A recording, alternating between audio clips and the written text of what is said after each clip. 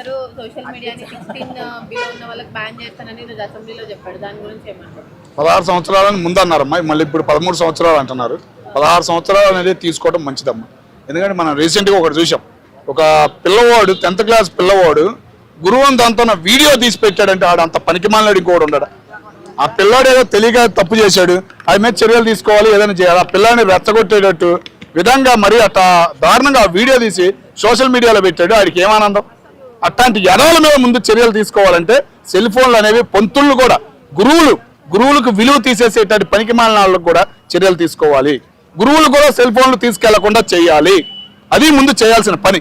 పాఠశాలలకు కానీ ఏటికైనా కానీ ప్రైవేట్ స్కూల్లో కానీ ముందు గురువులు అనే వాళ్ళు సెల్ ఫోన్లన్నీ ఒక చోట పడేయాలి.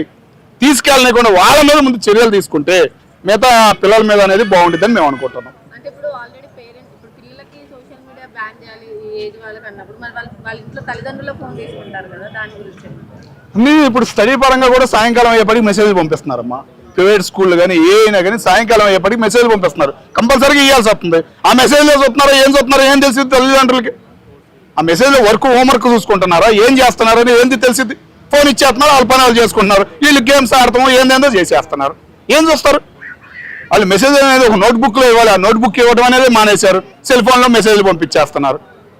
అంటే తల్లిదండ్రుల దగ్గర మెప్పు పొందడానికా, పిల్లల్ని చెడగొడటానికా ఏందనేది వాళ్ళకి అర్థం కావట్లేదు. ముందు ఇట్లాంటి గురువుల మీద, ఈ ప్రైవేట్ వ్యవస్థల మీద చర్యలు తీసుకున్న తర్వాత ఈ చట్టం అనేది అమలు చేస్తే బాగుంటుందని నేను అనుకుంటున్నాను. అంటే ఇప్పుడు ఈ చంద్రబాబు నాయుడు గారు మాట్లాడిన దాంట్లో తల్లిదండ్రుల పాత్ర ఎంతవరకు ఉంది? తల్లిదండ్రులను అనడానికి లేదమ్మా. ఒక గవర్నమెంట్ పరంగా సోషల్ మీడియాలో విపరీతంగా గవర్నమెంట్ల మీద కూడా విమర్శలు వస్తున్నాయి. చిన్న పిల్లల చేత బూతులు తిట్టేస్తున్నారు.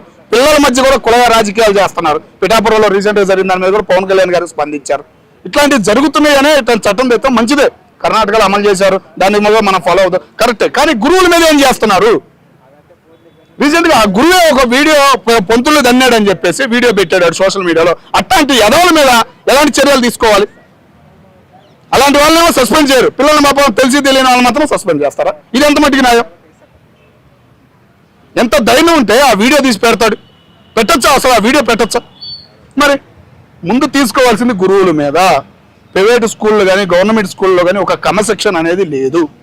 వాళ్ళ మీద ముందు చర్యలు తీసుకుంటే బాగుంటుందని మేము అనుకుంటాం. అంటే ఇన్స్టాగ్రామ్ లో వచ్చిన కంటెంట్ పైన ఏదైనా చర్యలు తీసుకోవచ్చు కదా అని పబ్లిక్ అంటున్నారు. దాని గురించి నేను అంటుంది అదేనమ్మా. తీసింది ఎవరు? గురువు తీశారా? ఎవరు తీశారు? అలాంటి వీడియోలు తీయచ్చా? మరి అలాంటి వీడియోలు పోస్ట్ చేస్తున్నందుకు మరి ఇన్స్టాగ్రామ్ ఏం చేస్తుంది, యూట్యూబ్లో ఏం చేస్తున్నారు? చేయకుండా చేయాలి కదా. అదేంటి పెద్ద న్యూస్ అయినట్టు చూపిస్తున్నారు. ఒకరిని చూసి ఒకరిని తయారవడం అది అట్లా ఉంది ఇప్పుడు పరిస్థితి. చంద్రబాబు నాయుడు గారు ముగ్గురిని కానండి అని చెప్పి అసెంబ్లీలో మాట్లాడుతున్నారు. మంచి మాటలు చెప్పాడమ్మా ఆయన. ఒకప్పుడు ఆయనే వద్దన్నాడు జనాభా పెరిగిపోతుందని. ఇప్పుడు దక్షిణ భారతదేశంలో జనాభా తగ్గిపోతుందని చెప్పేసి ఆయన అనమాన్నాడు. మంచి మాట అది. కానీ చర్యలు అనేవి ఉండాలి. ముందు గవర్నమెంట్ ఎంప్లాయర్ మీ కాలంలో ఎట్లా ఉండారు? 15 సంవత్సరాలు 14 సంవత్సరాలు మీరు పరిపాలించినప్పుడు ఎట్లా ఉండారు? ఇప్పుడు ఎట్లా ఉండారు? గవర్నమెంట్ ఎంప్లాయర్ అనేవాళ్ళు ముందు వాళ్ళ మీద చర్యలు అనేవి మీరు తీసుకోవాలి అని మేము కోరుకుంటున్నాం. ఇప్పుడు మనకు 13 years బిలో ఉన్న వాళ్ళకి సోషల్ మీడియా కంప్లీట్ గా బ్యాన్ చేయాలని చెప్పేసి ఏపీ ప్రభుత్వం స్టేట్మెంట్ పాస్ చేశారు. ఇది ఎంతవరకు కరెక్ట్ అంటారు? ఎట్లా అంటే ఎంత ప్రభుత్వం ఎంత చర్యలు తీసుకున్నా చిన్నపిల్లలు మాత్రం అస్సలు ఆగరం. తినేటప్పుడు కూడా ఫోన్లే. ఇంత పిల్లలకు కూడా ఫోన్లు ఇవ్వడము, తినేటప్పుడు ఆడుకునేటప్పుడు పేరెంట్స్కి డిస్టర్బెన్స్ అవుతుందని పాపం వాళ్ళు మార్నింగ్ నుండి ఈవినింగ్ వరకు వర్క్ చేసి వస్తుంటారు కదా, అడిపిస్తారని చెప్పి ఫోన్ చేస్తే గేమ్స్ ఆడుకుంటారు కదా, సాంగ్స్ వింటారని చెప్పి వాళ్ళు కూడా ఇస్తున్నారు. ఎప్పుడైనా సరే మహా అయితే 1 month 2 months పాటిస్తారేమో కానీ అసలు ఫోన్ లేకుండా ఏ క్షణమైనా జనాలు ఉండలేరు. అది మాత్రం పక్కా. అంటే రీసెంట్ టైంలో ఒక ఇన్సిడెంట్ అయింది కదా, నెల్లూరు డిస్ట్రిక్ట్లో ఎవరైతే స్టూడెంట్ టీచర్ పైకి ఎదురు తిరిగిండో దాన్ని దృష్టిలో పెట్టుకొని ఈ స్టేట్మెంట్ పాస్ చేసింది అనుకోవచ్చా, లేదంటే ఇంతకుముందే గవర్నమెంట్కి థాట్ ఉందా? థాట్ అది ఏదైనా సిచ్యువేషన్ జరిగితేనే వస్తుందన్న. ఎందుకంటే ఒక మనిషి ఏదన్నా ఇబ్బంది దెబ్బ తగిలితేనే దాని బాధ ఏంటో తెలుస్తుంది అన్నట్టుగా అది జరిగింది కాబట్టి సిచ్యువేషన్ తీసుకొచ్చారేమో అనిపిస్తుంది. కానీ ప్రభుత్వం పాపం ఎంత జనాల కోసం ఎన్ని చట్టాలు పెట్టినా చేసినా ఈ జనాలు మారరు. ఎందుకంటే పక్కనోడు మనం పోయినా పర్లేదురా, మనం మాత్రం హ్యాపీగా ఉండాలి, మనమే ఉండాలా, మన జీవితమే బాగుండాలని చెప్పి అనుకునే స్వార్థం బతుకులు ఇవి, రోజులు ఇవి. అలాంటిది ఇంకా ప్రభుత్వం ఏదో పెట్టిందని చెప్పి ఫోన్లు మాత్రం ఆగరన్నా. దయచేసి ఇప్పటికైనా ప్రభుత్వం ఎంతో కష్టపడుతుంది భయ, మన కోసం కష్టపడుతుంది. మనం ఈ చర్యలు తీసుకుంటే మనము మన పిల్లల జీవితాలు బాగుంటాయి. అదే సిచ్యువేషన్ మాస్టర్ని కొట్టిండు, రేపొద్దున తల్లిదండ్రులు కొట్టండి గ్యారెంటీ ఏముందా?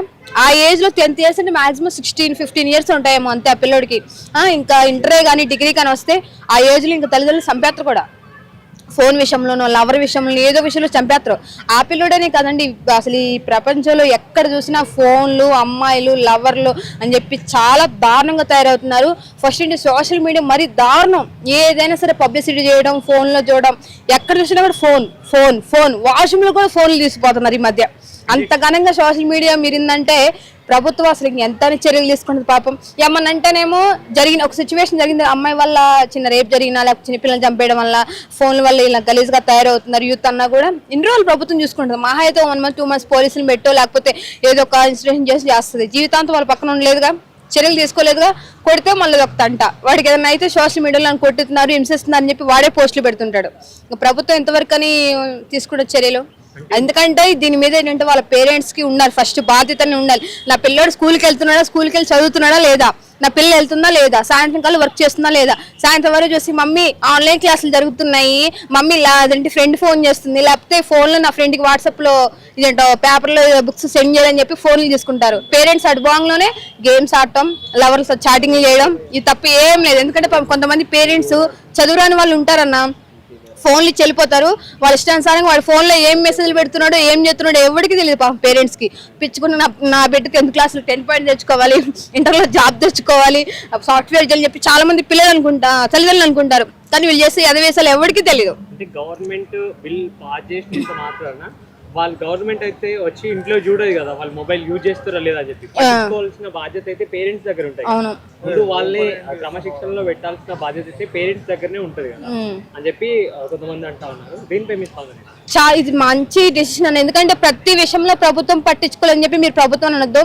ఎనీ టైం ప్రభుత్వం మన దగ్గరకు రాదు, ఎందుకంటే ఎనీ టైం ఉండేది తల్లిదండ్రులు పిల్లల పక్కన కాబట్టి. మీరు ఎంత డబ్బులు లక్షలు పెట్టి చదివించినా వాడి దగ్గర క్రమశిక్షణ లేకపోతే వాడి జీవితం నాశనం అయిపోతుంది. వాడి వల్ల మీ పేరెంట్స్ మిమ్మల్ని కూడా అంటారు, తల్లిదండ్రులు కొడుకుని మెచ్చడం చేత కాదు, కూతురు ఇట్లా అన్యాయపాలైంది, అదేంది ఇదని చెప్పి చివరికి తల్లిదండ్రులకే పేరు వస్తుంది.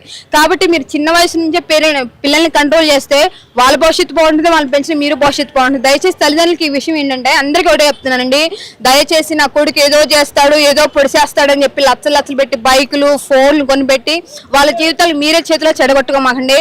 వాళ్ళ జీవితం వాళ్ళు ఏంటంటే ఒక లైఫ్లో సక్సెస్ అయిన తర్వాత వాళ్ళే తీసుకుని వాళ్ళే కొనుక్కుంటారు. కాబట్టి మీ చేతుల్లో మీరే మీ కొడుకుని మీ కూతురుని పాడు చేసుకున్నట్టే. కాబట్టి దయచేసి ఇప్పటికైనా మారండి. ప్రభుత్వం ఎన్ని చర్యలు తీసుకున్నా మహా అయితే 1 month 2 months పాటిస్తారేమో, జీవితాంతం తల్లిదండ్రులే ఉంటారు. కాబట్టి మీరు ఎంత కుదురుగా పెంచితే మీకు అంత లైఫ్ బాగుంటుంది. ఎందుకంటే చూసారు కదా ఇప్పుడు సొంత ఎట్లా అంటే ఫస్ట్ తల్లిదండ్రుల్ని అంటే ఉపాధ్యుడిని దేవుడిని అంటారు. ఉపాధ్యుడిని కొట్టండి, తల్లిదండ్రులు కూడా కొట్టండి గ్యారెంటీ ఏం లేదు. దయచేసి ఈ వీడియో ద్వారా జనాలు మారాలని చెప్పి కోరుకుంటున్నాను.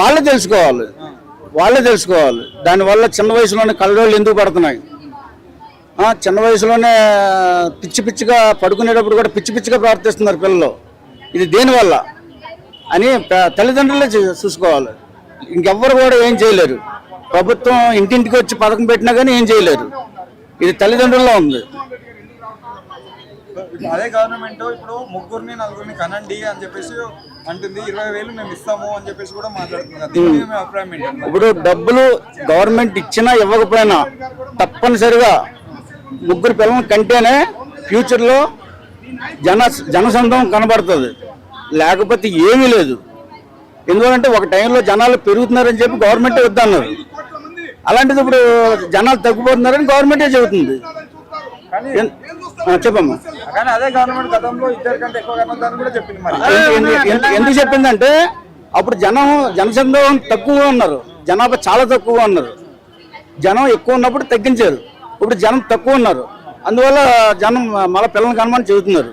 ఇంకొక విషయం ఏంటంటే ఒక్కొక్క పిల్లల్ని కానండి, ఒక అమ్మాయిని కానండి అన్నీ తీర్చిదిద్దానని అంటున్నారు. ఇది కరెక్ట్ కాదు. ఎందువల్లంటే ఎంతో మంది ఒక్కరిని పెంచుకుందాం, ఒక్కరిని కన్నాం అని ఎంతో మంది ఒకరినే కన్న వాళ్ళు తర్వాత కరోనా వాళ్ళు ఏ వ్యాధి వాళ్ళు ఏదేదో జరిగి వాళ్ళు పోవటం, తర్వాత వాళ్ళు అయ్యో ఎంత తప్పు చేసాం, ఒకరిని కానీ చాలా తప్పు చేసాం, 2-3 కానీ ఉంటే బాగుంది కదా, ఇంకొకటి ఏంటంటే ఒకరినే కంటే రిలేషన్ ఏమి ఉండదు. ఇద్దరు ముగ్గురు అయితే అక్కనో తమ్ముడనో చెల్లెనో అన్నయ్యనో పండగనో పప్పమనో ఉంటుంది. ఒకరికంటే వాళ్ళు పెరిగిన తర్వాత ఎవరింటికి వెళ్తారు వాళ్ళు. అంటే ఈ రోజుల్లో ఒక్కరిని పోషించడమే చాలా భారంగా ఉంది సామాన్యులకి. అట్లాంటిది ఒక ముగ్గురు అంటే ఏ పేరెంట్స్ కైనా ఇబ్బందే కదా. ఏమి ఇబ్బంది ఉండదు.